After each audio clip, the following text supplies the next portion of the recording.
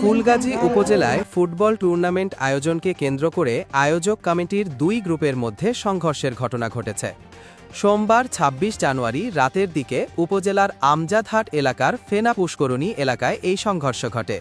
স্থানীয় সূত্রে জানা যায়, ফুটবল টুর্নামেন্ট পরিচালনা ও বিভিন্ন বিষয় নিয়ে আয়োজক কমিটির দুই পক্ষের মধ্যে আগে থেকেই বিরোধ চলছিল।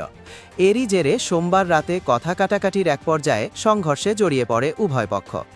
অন্তত ২ থেকে ৩ জন আহত হয়েছেন বলে জানা গেছে। আহতদের স্থানীয়ভাবে চিকিৎসা দেওয়া হয়েছে। ঘটনার পেয়ে স্থানীয়রা পরিস্থিতি নিয়ন্ত্রণে আনে। এ বিষয়ে আইনশৃঙ্খলা বাহিনীর সঙ্গে যোগাযোগের চেষ্টা করা হলেও তাৎক্ষণিক কোনো মন্তব্য পাওয়া যায়নি। বর্তমানে পরিস্থিতি স্বাভাবিক রয়েছে।